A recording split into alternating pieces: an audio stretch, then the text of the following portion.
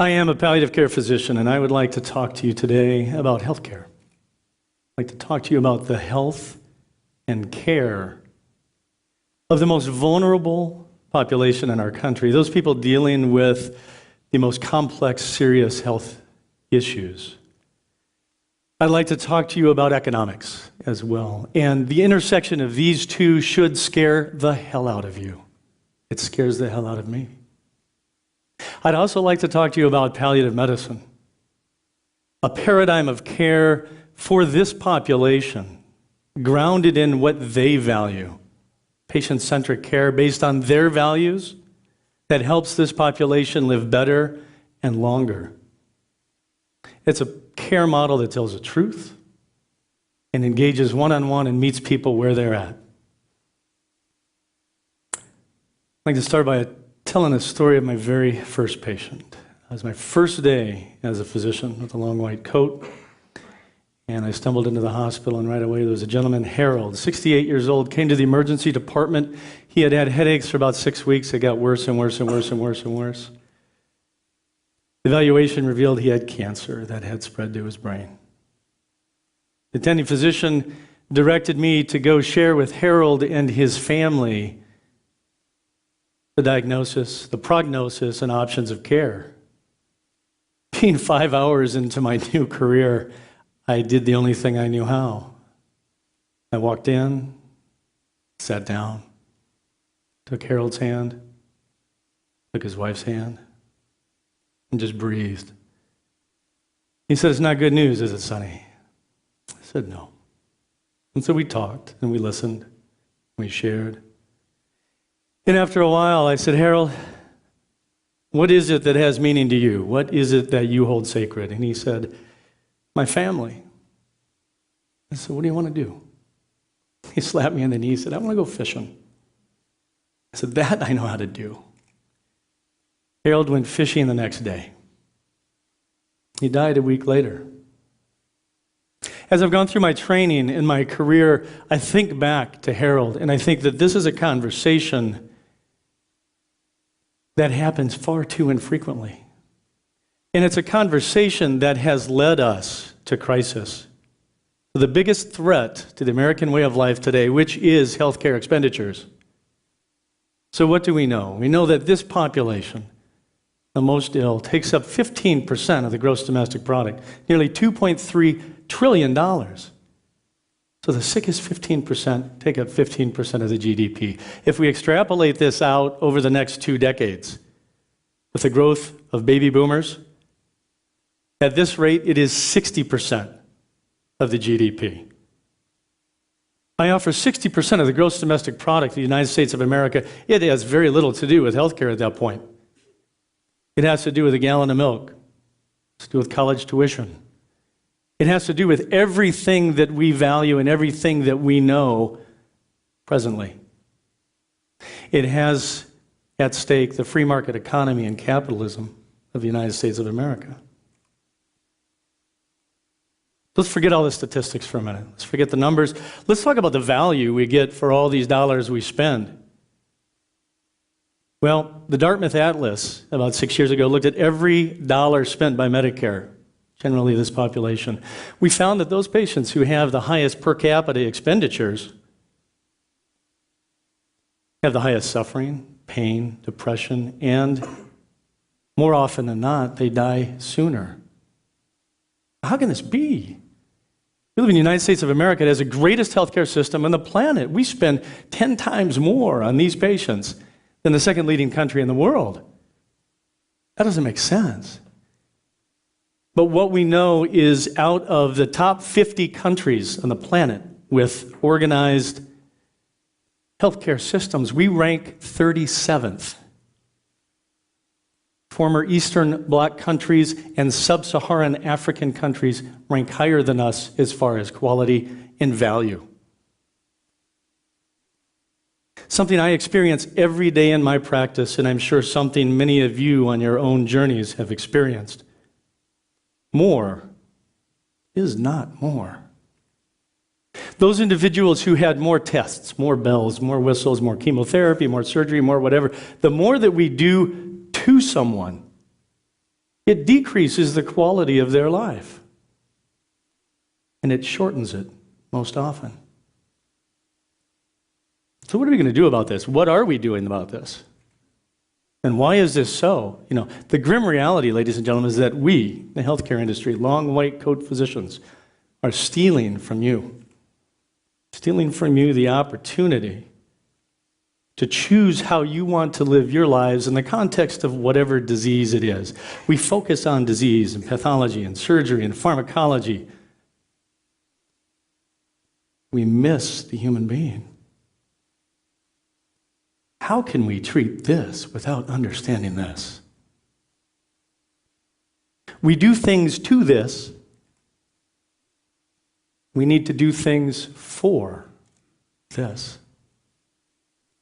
The triple aim of healthcare: 1, improve patient experience; 2, improve the population health; 3, decrease per capita expenditure across a continuum. Our group, Palliative Care, in 2012, working with the sickest of the sick: cancer, heart disease, lung disease, renal disease, dementia. How did we improve patient experience? I want to be at home, doc. Okay, we bring the care to you. Quality of life enhanced. Talk about the human being. 2, population health. How do we look at this population differently and engage with them at a different level, a deeper level, connect to a broader sense of the human condition than my own? How do we manage this group? So out of our outpatient population, 94% in 2012 never had to go to the hospital. Not because they couldn't, but they didn't have to. We brought the care to them. We maintained their value, their quality. Number 3, per capita expenditures. This population that today is $2.3 trillion, and in 20 years is 60% of the GDP, we reduced healthcare expenditures by nearly 70%. They got more of what they wanted based on their values, lived better, and are living longer for 2/3 less money.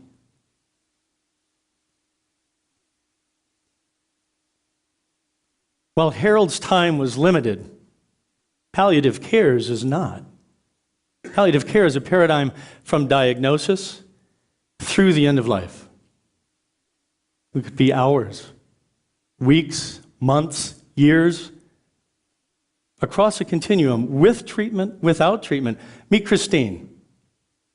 Stage 3 cervical cancer, so metastatic cancer that started in her cervix, spread throughout her body. She's in her 50s and she is living.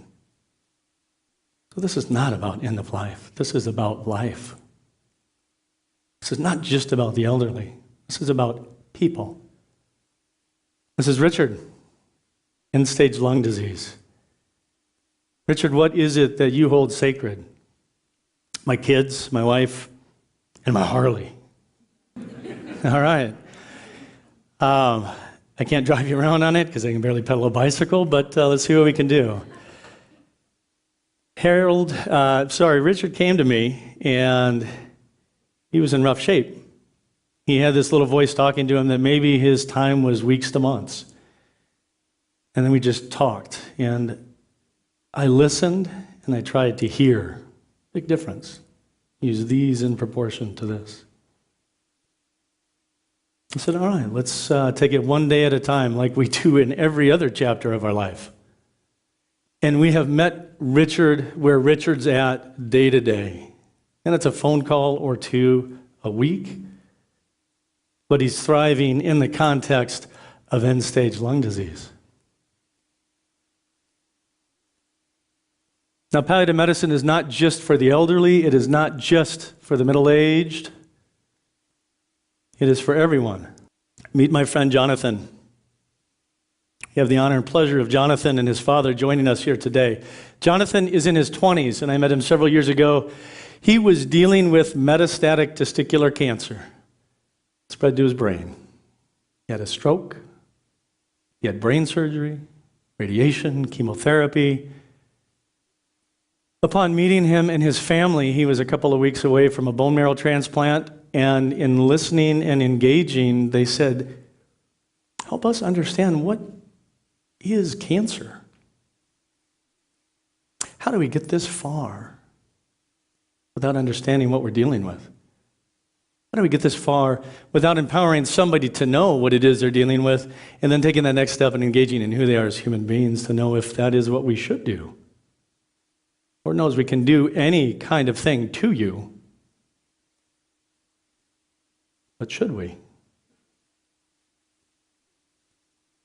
But don't take my word for it.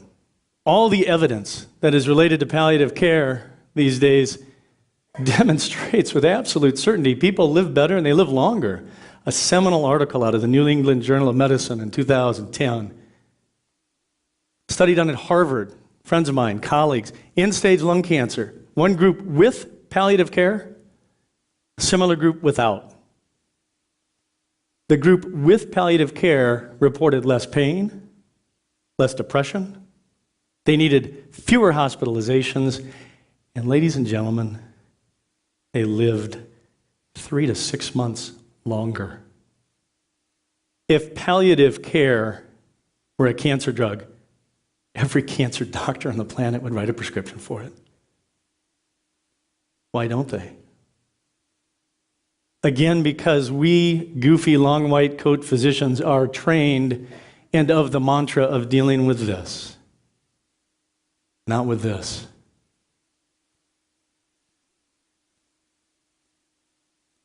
This is a space that we will all come to at some point.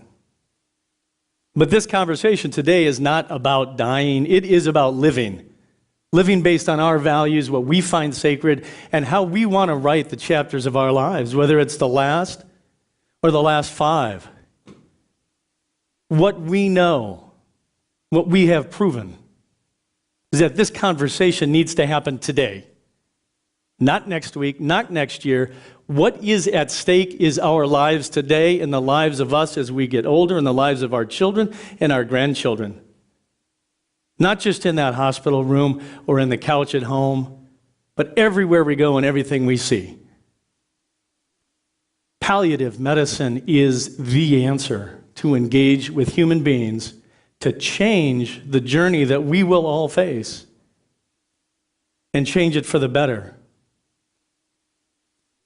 To my colleagues, to my patients, to my government, to all human beings, I ask that we stand and we shout and we demand the best care possible so that we can live better today and ensure a better life tomorrow. We need to shift today so that we can live tomorrow.